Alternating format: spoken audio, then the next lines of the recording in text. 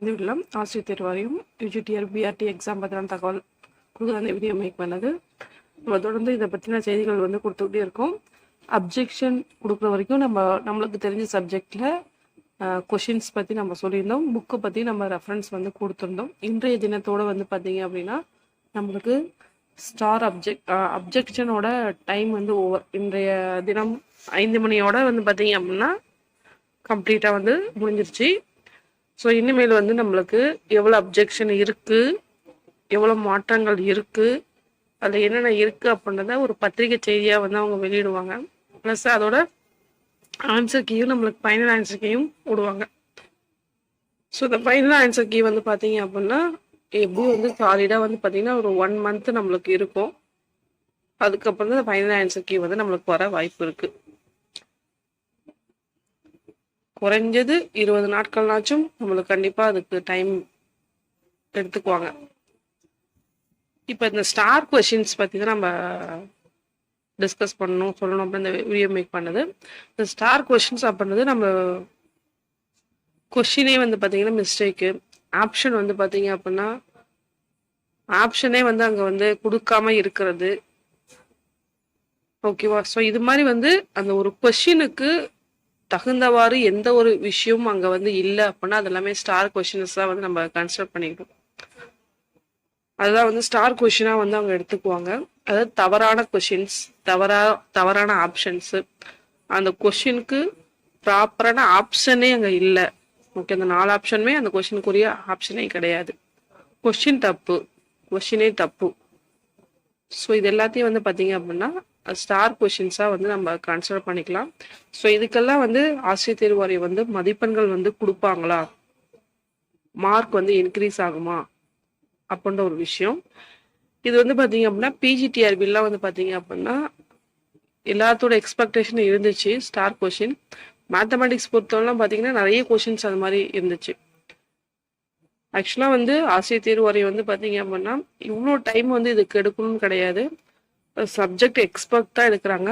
Question எடுத்த கையோடையே நம்ம என்ன பண்ணிக்கலாம் அப்படின்னா ஆன்சரையும் அவங்க ரெடி பண்ணிக்கலாம். ஓகேவா? இதில் டென்டேட்டிவ் ஆன்சருக்கு விட்டு அதை அப்ஜெக்ஷன் நம்ம கொடுத்து அதுக்கப்புறம் அவங்க ஃபைனல் ஆன்சர் கொடுத்து இவ்வளோ ப்ராசஸ் தேவையே கிடையாது. இது ஸ்டாண்டர்டான ஒரு விஷயம்தான். இது சப்ஜெக்ட் எக்ஸ்பர்ட் எடுக்கும்போது ஏன் இவ்வளோ ஒரு பிளண்டர் மிஸ்டேக் வருது அப்படின்றது தெரியல. இது நம்ம பிஜிடிஆர்பி எக்ஸாம் நடக்கும்போதுமே இதை பற்றி நம்ம டிஸ்கஸ் பண்ணியிருக்கோம் ஒரு வீடியோ ஃபுல்லுமே. ஒரு கொஸ்டின் ஆப்ஷனு, ஒரு ஆப்ஷன் 4 ஆப்ஷன் இருக்கு அப்படின்னா அதுக்கு தகுந்த மாதிரி ஆன்சர் கரெக்டான ஆப்ஷன் ஒன்றா கொடுத்துட்டு அதுக்கப்புறம் சஃபில் பண்ணி கொடுக்குறதா ஆப்ஷன் அப்படின்ற ஒரு விஷயத்துல சப்ஜெக்ட் எக்ஸ்பர்ட் ஏன் இவ்வளோ மிஸ்டேக் பண்ணி அதை டென்டேட்டிவ் ஆன்சருக்கு அதுக்கப்புறம் ஃபைனல் ஆன்சருக்கு இது ஒரு கிட்டத்தட்ட ஒரு 1 மந்த் பக்கம் இது அப்படியே டிலே ஆகி போயிட்டே இருக்கும். ஓகேங்களா? இப்போ அந்த ஸ்டார் கொஷின்ஸ்க்கு நம்மளுக்கு மார்க் கிடைக்குமா எல்லாத்துக்கும் அப்படின்றதா கண்டிப்பாக பிஜிடிஆர்பியில் அவங்க பண்ணல. எப்படி பண்ணிக்கிட்டாங்க அப்படின்னா ஆசிரியர் தேர்வு வாரியம் 150 கொஸ்டின் நீங்கள் எழுதுறீங்க அப்படின்னா மேத்தமெட்டிக்ஸில் ஒரு 5 கொஸ்டின் தப்புன்னு வச்சுக்கலாம். 5 கொஸ்டினுக்கு ஆப்ஷனே இல்லை.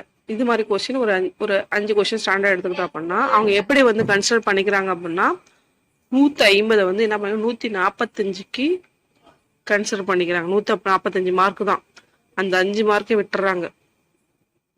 இந்த 145க்கு எவ்வளோ மார்க் நீங்கள் ஸ்கோர் பண்ணுறீங்களோ அதுதான் மேக்ஸிமம் மார்க்கு.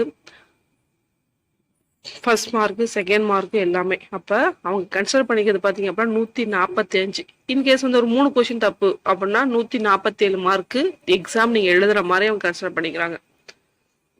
அப்படின்ற பட்சத்தில் இது பார்த்தீங்க அப்படின்னா அது ஆன்சர் கரெக்டாக பண்ணுறவங்களுக்கு இது அஃபெக்ட் ஆகும்.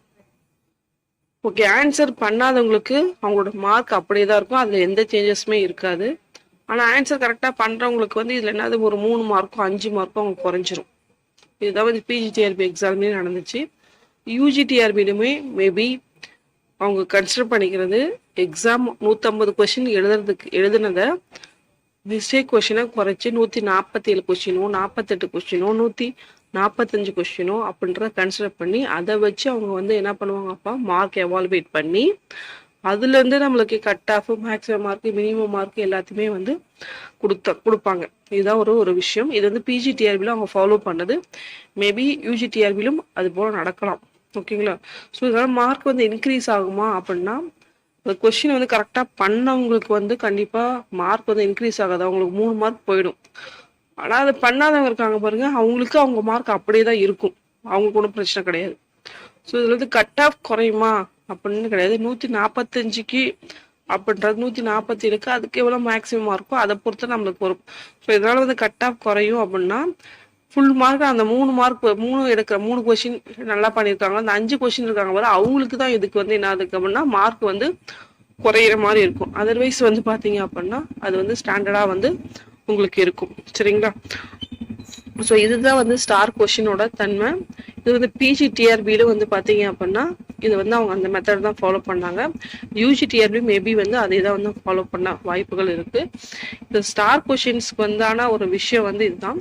ஸோ இது வந்து எல்லாத்தோட எக்ஸ்பெக்டேஷனாக இருக்கும். ஏன்னா அவங்க ஆட்ஸுக்கே வந்து அவங்க ரிலீஸ் பண்ணும் போதே வந்து பார்த்தீங்க அப்படின்னா அவங்க ஸ்டார் கொஸ்டினே வந்து மென்ஷன் பண்ணியிருப்பாங்க. ஓகேங்களா? ஸோ இந்த ஒரு தகவல் இந்த வீடியோ மேக் பண்ணது கண்டிப்பாக இது பயனுள்ள தகவலாக இருக்குன்னு நினைக்கிறேன். பயனுள்ள தகவல் தான் மற்றவங்களும் ஷேர் பண்ணுங்க.